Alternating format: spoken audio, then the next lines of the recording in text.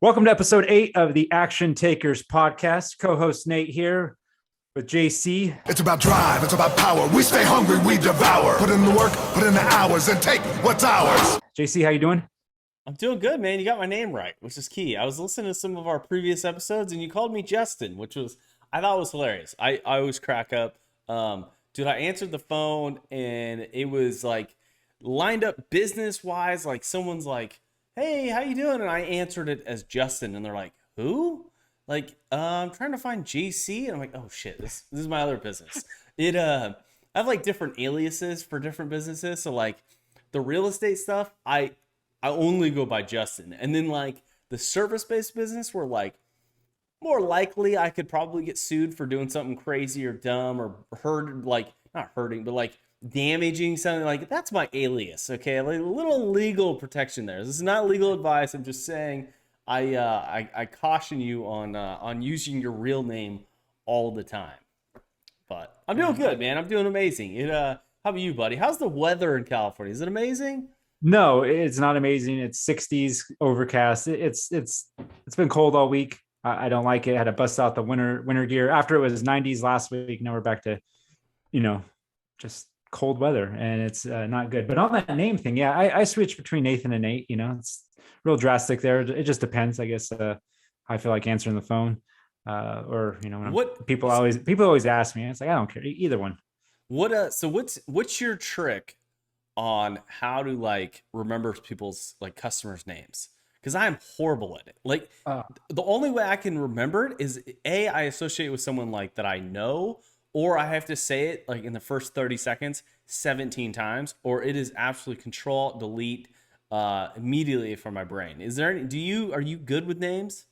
No, I'm the same way. I try and write it down because usually it's so quick, and then they start asking questions. We're going into other things, and yeah, by the end of the call, you're just like, awesome, thank you. The worst is when they either are just saying your name to remember it too, and then it keeps using it, and you're like, oh man, I forgot your name. Yeah, definitely, yeah. You're just using those filler words because you don't remember their name. But yeah, I always try and write it down if I have something available. So I do this one trick where like I'll be collecting their information. I'm like, oh, how do you spell your first name? What does it start with again? And they're like, Don, Don, and I'm like, oh fuck, sorry, Don, I forgot your name, and I should just come clean about it immediately. Maybe that's the right medicine. But Nate, enough about names. Fuck, we're gonna bore the listeners. All couple of them. What are we gonna get into today? Man, let's talk business. Let's talk some business ideas. Just getting into the good old ideas and just thinking stuff up, right? I mean, I know people out there have all kinds of great ideas that they're thinking all the time, and there's a business or that can be made for just about anything. People have tons of problems out there, and they want solutions for it. It's dude. So I was on the Facebook group, fucking trying to get customers for myself, with the fucking pressure washing stuff, and I come across this Facebook post, and it just absolutely blew my mind that people would pay money for this. In our neighborhood, there's a kid. I don't know how old he is. I just know he's a kid. He still lives at home. His parents drive him around the neighborhood, and all he does is grabs the customer's trash can from behind the bushes or behind the shed or behind the wall, drags it out to the curb, and that's it. They pay him a monthly fee to bring their trash can out. And I stuck in the back of my head, and I'm like, that's it. That's an incredible idea. Like, how could I execute on that? And then sure enough, I was listening to this fucking billionaire, and he had almost gotten a divorce because like the last manly thing that he did was take the trash out, and he'd hired someone to fucking do it. And it just cracked me up. Well, to go on, I guess there's a couple different ways. I think Dean, I cannot say his last name, Graziosi, talks about this, actually this kind of thing, right? Like, because he was into real estate, and his dad was his real on that, like, and he realized one day, he's like, I can do it. Like he was saying this, I can mow my lawn, or I can spend $50 and have someone else mow it, because that hour that it takes me to mow the lawn, I can make a deal that's going to make me $5,000. And, he's talking about his dad was just like going off on him, so upset. But how true is that? Where, yeah, you can, I can clean my house. I can take out the trash. I can cook. I can, all these things that we do, but man, I can spend my time focusing on my business, focusing on generated income. And if I can pay someone to meal prep for me, take out the trash cans for me, mow my lawn, I can spend that time better generating income. So it's kind of a strange thing, right? To almost get divorced because of that. But I'm sure, he's a billionaire. So that was his mindset. I'm assuming it's the same thing. Because of that, Yes. he can make more money instead of spending time doing those tasks. I crack up about these, like these crazy things that we never would ever like. It's just, you just take the trash out, it's trash day, it's Thursday. Sure enough, you wake up, Thursday morning, you hear the truck outside and you sprint out there in your boxers to fucking try and get your trash can out. And if the guy's a dick, he just keeps fucking driving. Like, he ain't gonna turn around. He ain't picking up your stuff. So then you're loading it in the truck, or now you get too much garbage. And I just thought, I'm like, this kid is gonna kill it in life. One of the things that I thought about, I was like, how could I incorporate this into my business? Because I'm into this pressure washing thing. And I'm like, who wouldn't love a nice clean trash can? And then I realized that's a service too. I was fucking blown away. People are cleaning the insides of trash cans that are going to get dirty every single day. It blew my mind. Yeah, I mean, but it's part of, especially, I'm in those HOA communities where maybe they're a little bit more strict on things. I'm sure having a dirty trash can is probably an unacceptable thing. So that's why there's a market for it. And two, yeah, I mean, stuff gets spilled, it gets nasty. So yeah, I mean, you got the pressure washer there. You pressure wash their driveway, their house. Might as well turn the trash can outside, pressure wash it out, and they're good to go. Dude, it's like there's such an abundant amount of money out there to be made, and all you got to just go out there and market and fucking and capitalize on it. What are some of those business ideas that someone could start maybe next week, that you might not have time to start? Or maybe is there an idea out there that you wish, if you had an abundant amount of capital to invest in something? Is there something, a service-based business or whatever it is? Is there a business out there that you just want to fucking tackle? You just don't have any time? Or, man, I don't know. Well, if I really wanted to, yeah, it'd be construction, building apartment complexes and housing, because there's a shortage of that everywhere. And that require a good amount of money and to really build these investments and stuff. But man, as far as just service based and at a smaller, I mean, just like that, I mean, taking out someone's trash can requires zero investment. I mean, you literally knock on some doors, hey, I know trash comes every Thursday, I'll pull it out, put it back in. I mean, that costs you no money, right? Landscaping, you buy a lawnmower and a blower and you're pretty good to go on a business. I think we talked about before, house cleaning, right? Just invest in some cleaning products. You can knock on people's doors, and everyone needs their house cleaned. So there is a lot of things that, my ideas, yeah, they range from whether it's experiences, whether it's coaching. That's another thing. A lot of people have a skill, right? I mean, what is your skill? Are you an excellent plumber? Are you an excellent HVAC tech? I mean, there's so many things that people want to learn. So I mean, even that, which is, I think, a brilliant thing, is starting a course, and as simple as that, how to be a better landscaper, how to be better plumber, all these things that you can duplicate and replicate, whether it's online or in person, and teach people and make money off that. So if I had an abundant amount of money, and I've floated this, I've like almost gotten to the point where I've like designed a website. I've kind of written down like what I would do and like what equipment I would buy. Most people don't know, I used to be on the SWAT team, and it was such a cool experience. It was such a, like, it was one of those team aspect things that we would go out there and accomplish things together. And it was usually was incredibly hard. Like, and for whatever reason, like the training was hard, the equipment you carried was just heavy and fucking difficult, but there were so many like rewards that you got out of it. And I was listening to these two idiots talk about like how they wanted a business that could be that could really like, you know, could be not necessarily like a SWAT school or a military boot camp or a Navy SEAL training, but something that they could get like um, a man card with. You know what I mean? Like, you know, they had these fucking Tough Mudders and all this weird shit that they were doing for a while there. So I just thought, I'm like, fuck, like I've got the experience, I've got the knowledge of like what type of equipment you would need.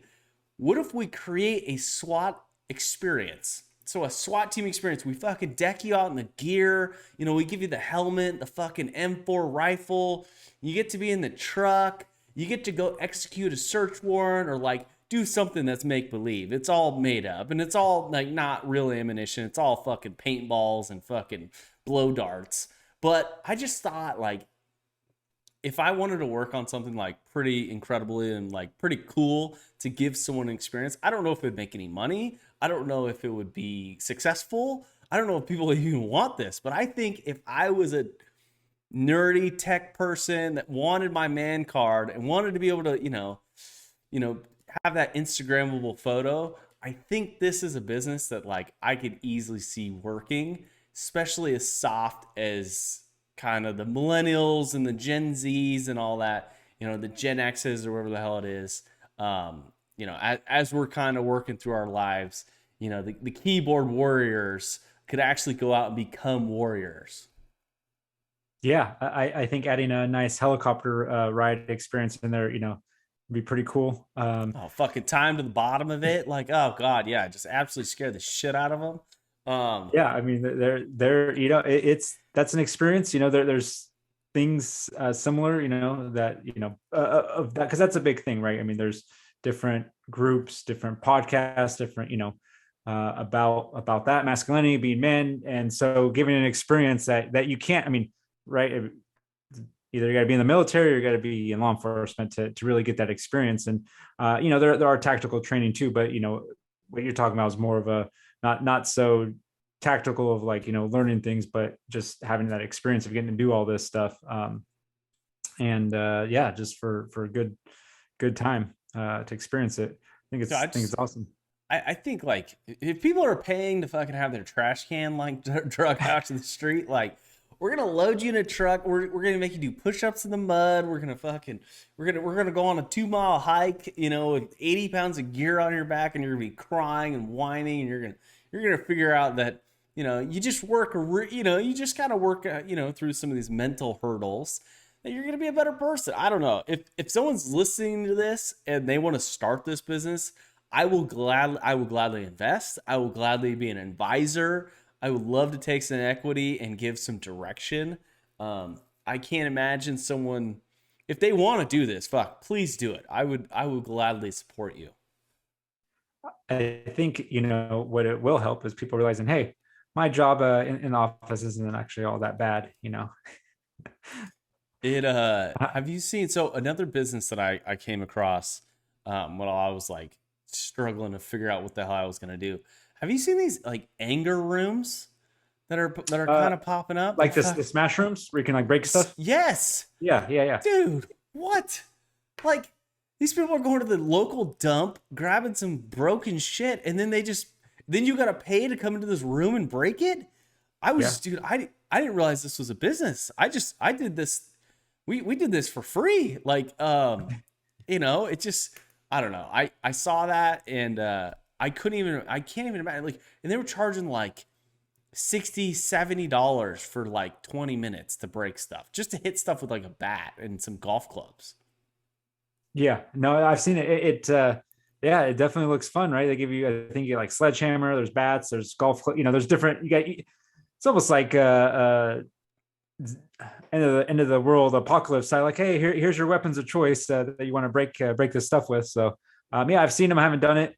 Haven't experienced it, but looks fun, because who hasn't thought about, I wonder what it'd be like just to throw this TV over here, hit, break this computer with a bat. So, I mean, it's it's a need, especially if people got a lot of frustration bent up, or A lot all of anger. inside. They just need to let it out. Yeah. I feel like we could market it like, don't beat your husband, beat our stuff. I don't know, like it, like avoid jail and come to your anger bang room.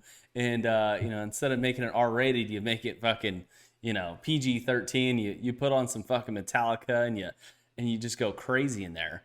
Another business I would absolutely love to have and start, and one, because I just want to fucking do it. I think it'd be a complete nightmare to fucking run. Or actually, maybe not nightmare.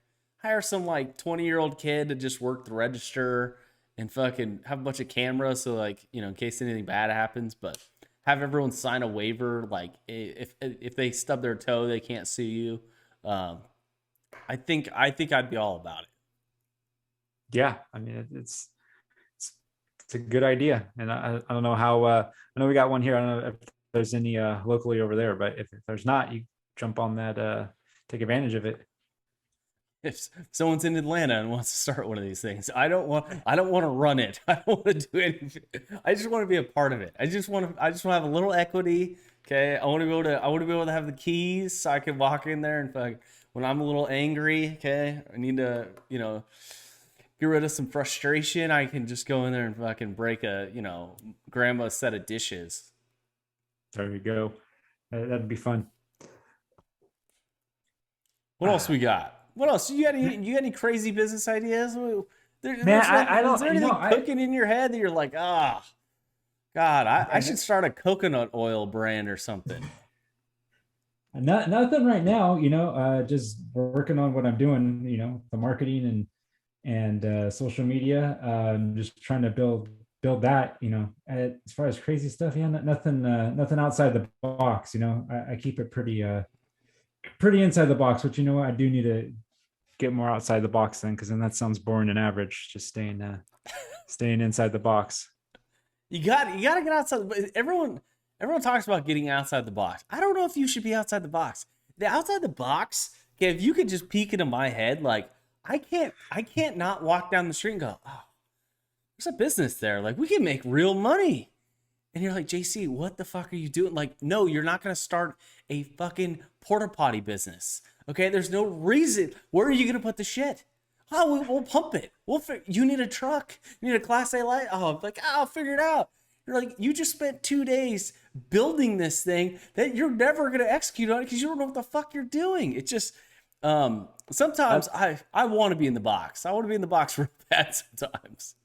Man, but what there's high-end porta potties, which I've seen, which are pretty cool. I mean, I don't know if you've seen those. I mean, you're talking like, it looks like your nice done up bathroom. You wouldn't even know it's a porta potty.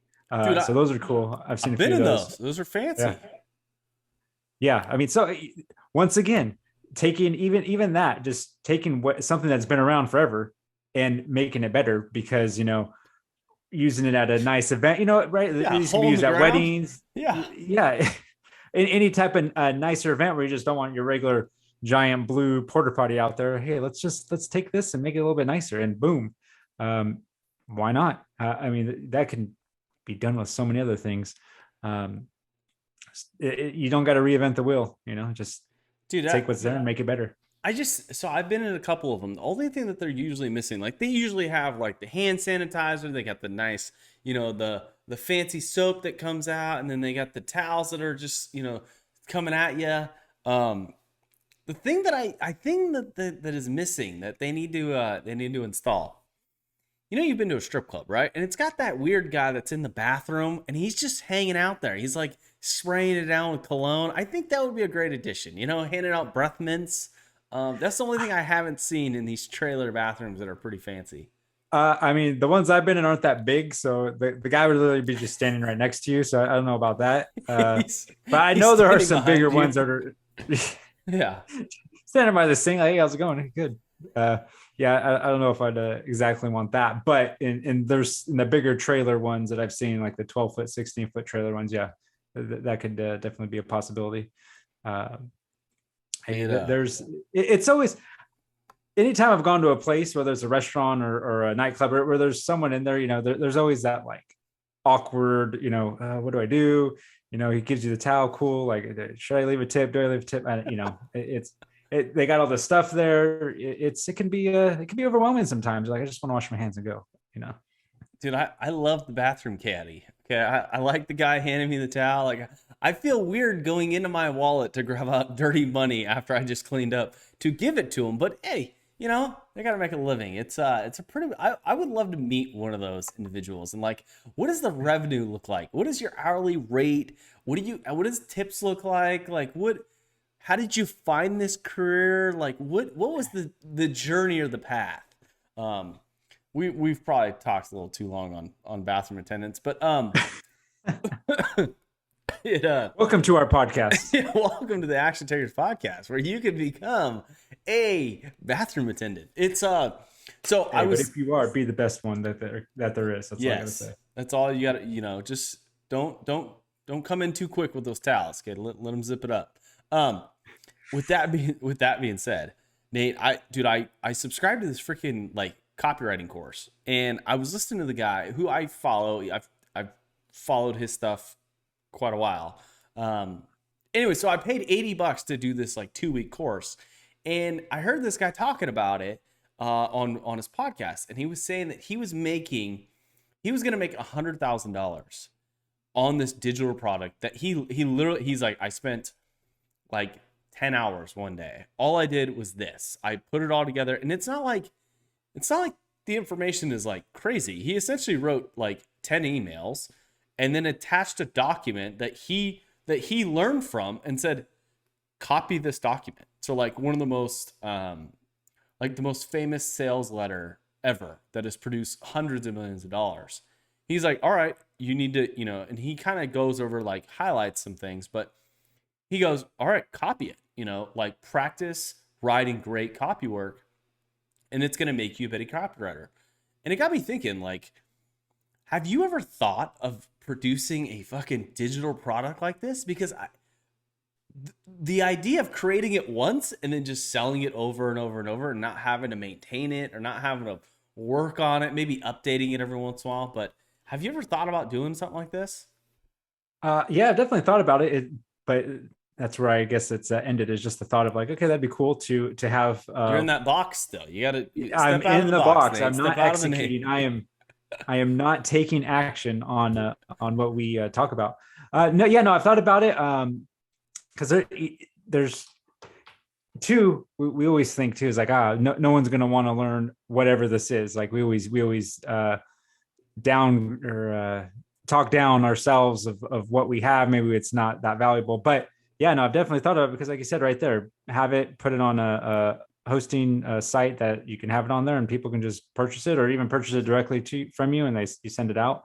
I mean, that's a big thing. Online courses. I just invested in some sales training myself. So I mean, yeah, it's personal development is big, right? I mean, no matter what it is, health, wellness, training, there's all kinds of different things to invest in that you can be that's out there that can help you, and whatever you will have a skill that someone might want. So why not create something for the public? Dude, so I'm like halfway through this course, and I'm breaking it down, and I'm really into it. I really want to learn this stuff. And then I realized something. I had already taken this course. I had taken this course 2 years ago from his buddy. I took it from his literally his buddy, and his buddy has no clue.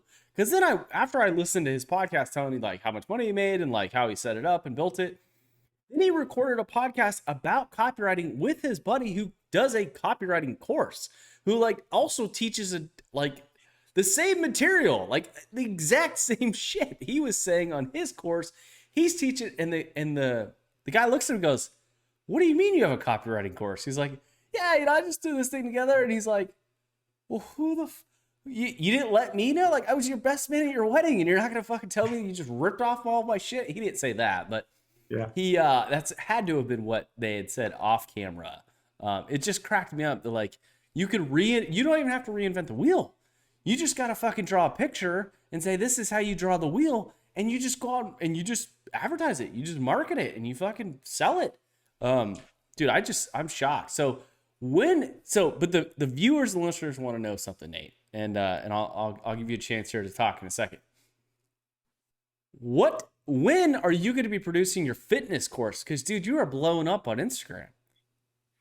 Man, that's a good idea. It's something I should do. Just real basic stuff.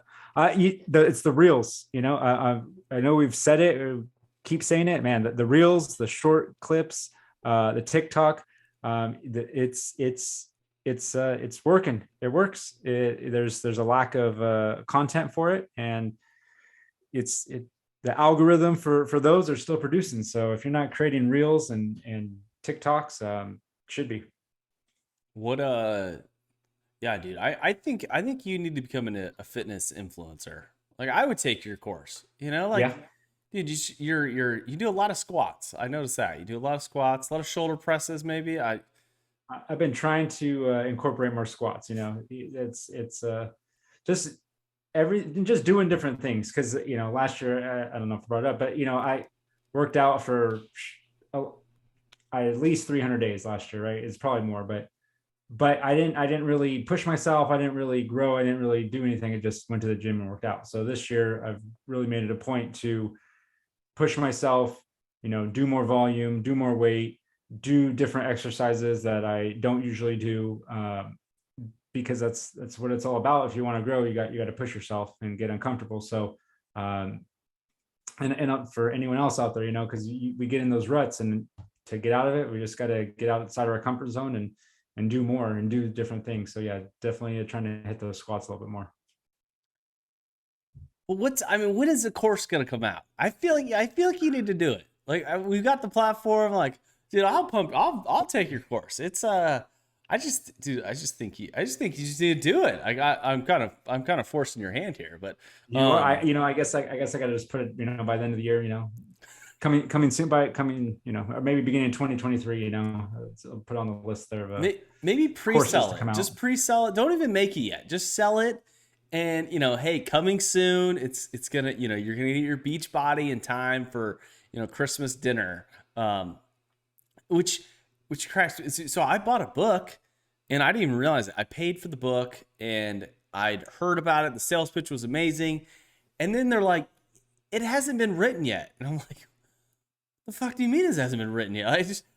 You just sold me on all the concepts of the book. I want to read it now." And they're like, "We're working on it." And they're like, "Oh, you motherfuckers, you got me." I love that. I think there's an avenue for that.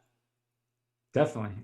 Yeah. I mean, I forget who it does this, but yeah, that's all they do. And what you talk about, they create a website, they create all this stuff basically just to see how interested people would be in this product, whatever it is. They do it, and then people buy it, and they send, hey, man, especially right now, it's easy. We got supply chain issues. Here's refund your money. Sorry about it. Blah blah blah. But yeah, so they just continue doing that just to see what people are into, what they might be into, what will this product work or won't it?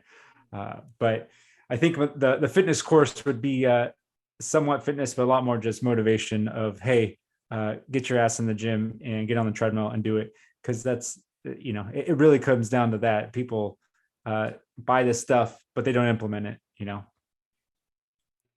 Just comes down to a decision. Just get off your fat ass and go to the gym, or get on the treadmill, or do a push-up or something. It's it is simple as that. It starts with one rep. Dude, it absolutely does. It's one of those things that, like, I got on my, as we're recording this, I'm staring at my rower that I was sitting on earlier today. And I could just see the pool of sweat that I created. Another benefit of living in the South, it's the humidity is a little higher, so you burn a lot of calories. You're sweating your ass off. It feels good. It feels amazing. What else we got? What else we got on the agenda?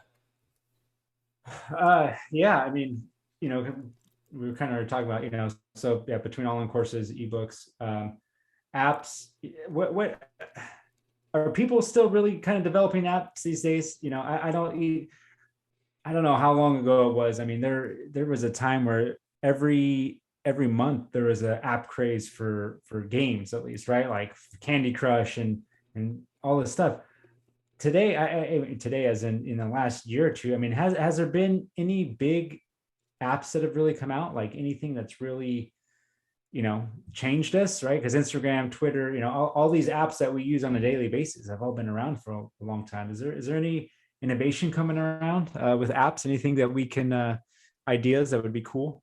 I think so. Like, I think a lot of things that are uh, like physical products that are eventually going to turn into apps or fucking clickable things on the internet. Because like I was watching some fucking video on like it was like a daily journal, and I'm like, this is awesome. This is so cool. Like, I can spend $20 and I could get the physical thing, but then I gotta fucking reorder it, and I'm like, fuck, like if there was an app, fuck, maybe. I mean, maybe it was if it was $5 or $10. I think that there's a fucking path there.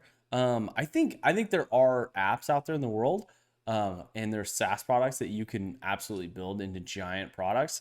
I mean, just looking at my phone, like some of the apps that I use pretty much daily is like it's kind of crazy to think, but like a lot of like so like my CRM tool and Notion, I use anything that like helps keep track of like finance stuff. I think if you created a finance app that actually was a little bit more like flexible, it wasn't so freaking specific to like the general population. I think a lot of times people make apps and it's meant for the world, and you're like, nah, I needed to like work this. Like I have a problem right now in my service business of I need something that like will tell me how to get to customers' houses and how to appropriately like organize it. So like I've got 6 stops today. I need 6 stops.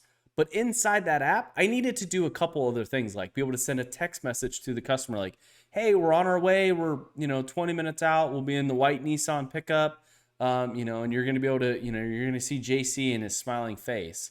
I think there's just things out there, and like specifically, at least for me in the service industry, and maybe I haven't found them yet, but that's one idea that I think would be fucking huge, because I think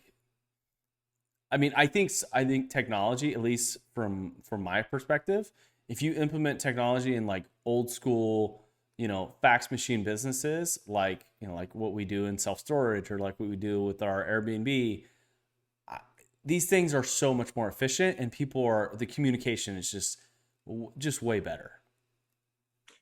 Yeah, I mean, and there's a lot there, as you say that. I mean, think about all the.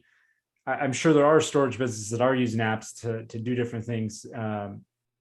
Probably even that, right? If there's digital locks where you can literally like, okay, I got the app, I got my thing on my phone, I can just hold up. Because how many people either lose their keys to their lock, or the lock gets rusted out, or I mean, that's the thing right there. Upgrading locks, you got to you people have a special key, hold their phone up to it, and boom, it unlocks their storage unit. $1 million idea right there. I don't know if it's out there, but It is, and it's $1 million idea. They make fucking millions of dollars on that fucking thing. It's so big. So that like specific thing is so huge. Like all you got to do is send a code, goes to your phone, and you tap it with your phone with the code, and it fucking unlocks.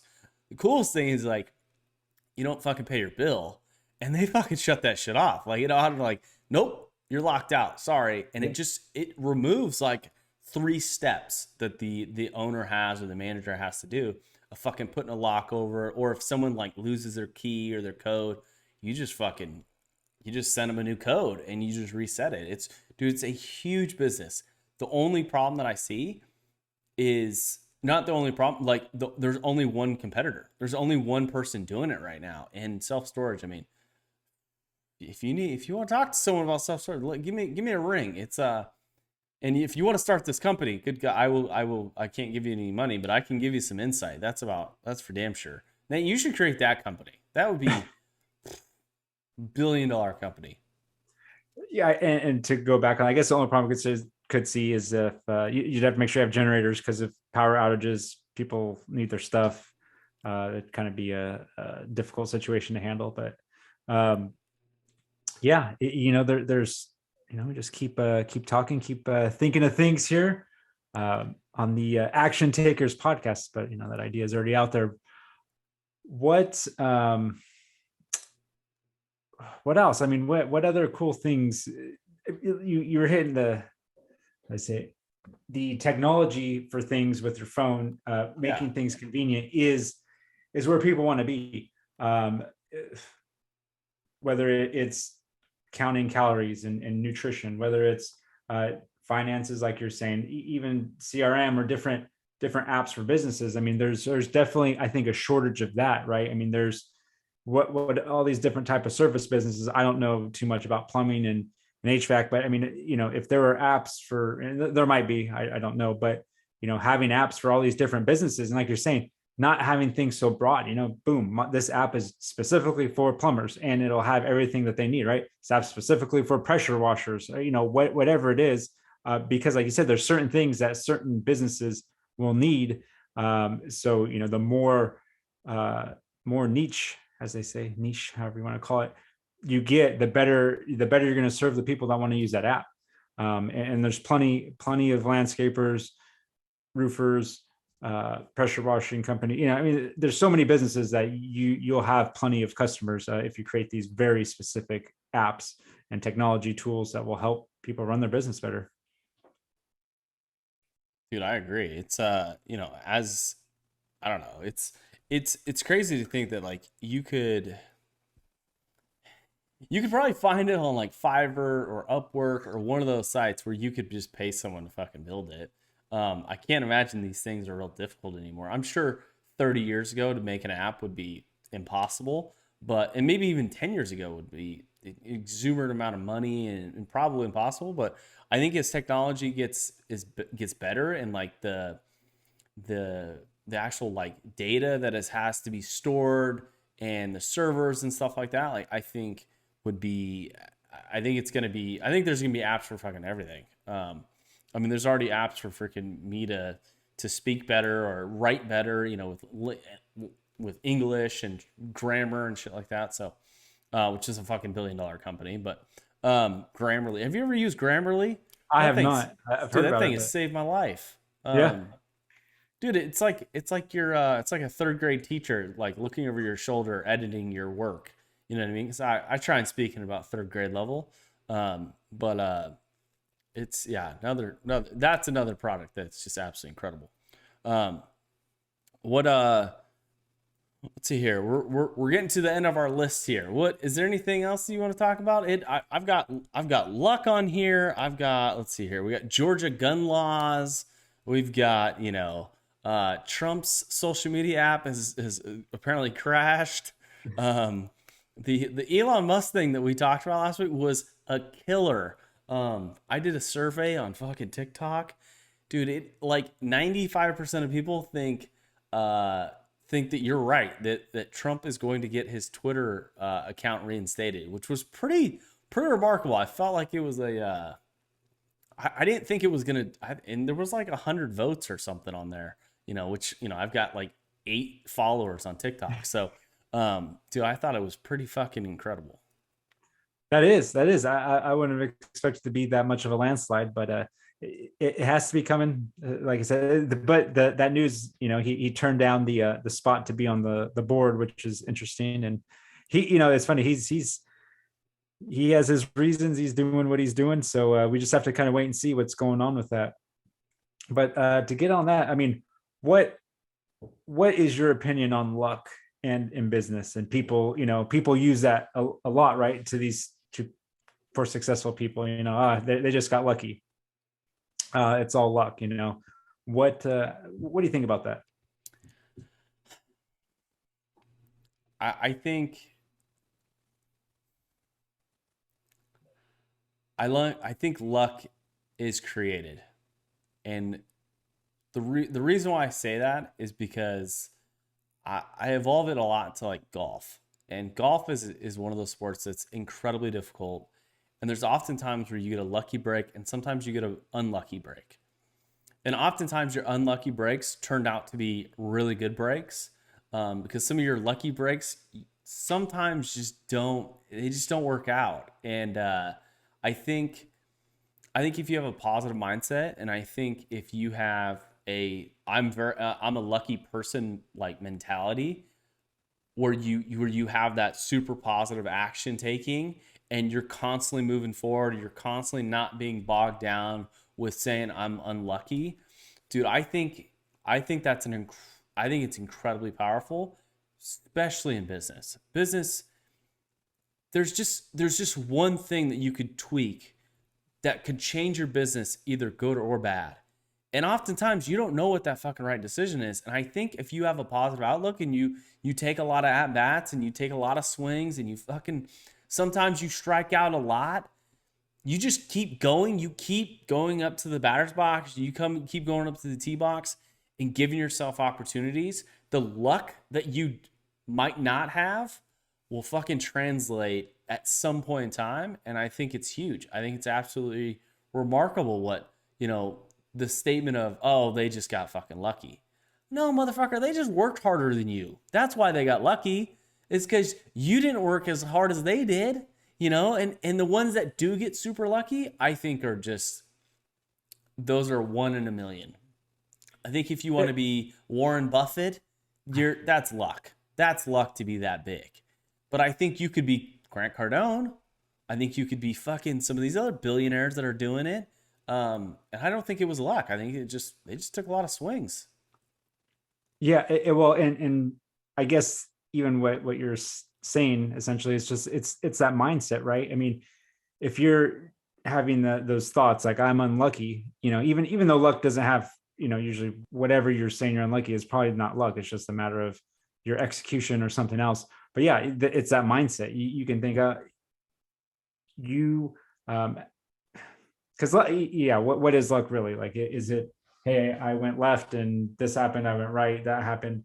But when it comes down to it, yeah, there's not, I don't think it's luck. It's just execution. It's putting in the work. It's doing those little things. Cause like you said, one little tweak is going to change something. One little thing you say could get a customer really angry or make them really happy, right? Like it's everything that we do, it's decisions, making a decision and going with it, right? I mean, left or right, down or up, whatever it is, people will perceive it as lucky because they just don't understand the work that goes into things, whatever it might be. So luck is winning the lottery. But growing a successful business or growing your income or being a better person. Yeah. I don't think it's as much luck as it is just doing the work. So like one of the questions I write down to anyone that I interview, I typically ask them that question. I go, are you a lucky person? And I love to hear their answer. I'm not looking for anything very specific. Well, actually I am kind of looking for something specific. They're like, oh, I'm the unluckiest person in the world. And I'm like, I don't want to be around you. Good God. I want to be around the lucky people. You know what I mean? Like, so I can't remember who I stole that from, but it's one of those questions that I think says a lot about someone, in their response, and also says a lot about their mindset in anything that they do. If it's just that interview or fucking just life in general. Yeah. Yeah, exactly. Man, and I don't know if we said this yet either. Sorry. I feel, and sorry, this is like getting off topic. I feel like we've been forgetting this. Please like, comment, subscribe to the podcast. Sorry. I was just realizing like we've been going through all this. We forgot to throw this in there. You guys, we appreciate the couple viewers, listeners we have. Like, subscribe, comment, share. Whatever you can do to help support us, we appreciate it. Because we know it. We just enjoy doing this. This is fun. We're having these conversations anyway. And you know what? If we can give you that little piece of advice, that little golden nugget, that little whatever it might be that could help you out, we want to bring that value to you. Dude, I always fuck that part up. I always forget. That's we just got to work it in somewhere. Maybe we'll work it in after the intro. We should have it so we get it out of the way. It's like we just say it all and then it's all out of the way. We don't got to worry about it. yes. If you're listening to this and you're not subscribed, there's something wrong with you. Okay, it's very simple. Just hit the subscribe button, hit the little bell notification. If you're listening to this on a podcast, the only way podcasts grow are with reviews. Like, they don't give a shit about they don't care about listen time, they don't care about watch time. All they care about is positive comments and positive reviews. Some of the largest podcasts in the world literally just have hundreds of thousands of views or hundreds of thousands of reviews. And those are the things that are incredibly powerful. If you hate our stuff, fucking say it. I don't give a shit. I'm going to comment back to you and ask you questions and want to try and get better. So, yes, with that, Nate, yes, I agree with you. I specifically, I've got to work on that. Next show, episode 9, look out. We're going to fucking drop you some, you better like and subscribe. I don't know, maybe we'll do a giveaway at some point in time. Those sometimes work, sometimes don't usually work, but I don't know, we could try something fun. Definitely. Why not? We'll find out who our true listeners are, right? We get a whole 2-3 people that enter the contest for a giveaway. Yeah, I mean, my grandma, your grandma, it's just, the 8 family members I brought. It's just the way it goes. It's that's the beautiful thing about starting this is there's a beginning. There's a beginning where it doesn't look so the growth isn't very fast, but you look at anything that has been successful in the world, like all they did was just stick with it, and you just outlast everyone else. It's everyone can start a podcast. Not everyone can produce a show every week. And if we separate ourselves from that, fuck, there's going to be us, Brad Lee, and fucking who else? Andy Friselis, Joe Rogan. Who else are we going to compete with? It's just a mindset thing. Exactly. And we'll be in our nice podcast studio, $1 million studio, all the good stuff, all the bells and whistles. So it'll be exciting. What? So when I look at Joe Rogan's podcast studio setup, I think it's horrible. Like, every podcast studio he has, it's just like, what are you doing? Like, the camera angles are weird. Like, I don't know. Maybe that's what he's going for. Man, maybe. It's interesting. It's definitely, well, it's better than, like, so if you look back at, like, his old shows, and it looks kind of like our show. Like, it's like, the camera's kind of fucked up. Like, it's in a weird angle. Like, the mics they're not the best, but it's you said, we got to start somewhere. You got to start somewhere. And if you guys take anything away from the show, we've given you a lot of business ideas, okay? A lot of things that you want to execute on. Please, if you want us involved, I will gladly advise you on how to set up any of these businesses for a small portion of equity. That's it. Just small portion, 9%. I don't know. We'll see. Oh, man, dang. It's a big portion. Is that a lot? Is 9% a lot? I don't know. I mean, 9% is 9% of nothing. 9% is all Elon Musk needed to take over Twitter. So, I mean, it could be a lot. I guess. Shit. All right. Well, fuck. You want to wrap it at this?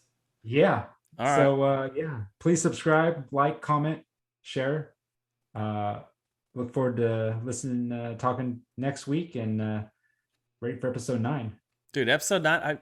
Gun control might be on the fucking list. We will have a current events topic next episode is current events and what's going on in the world and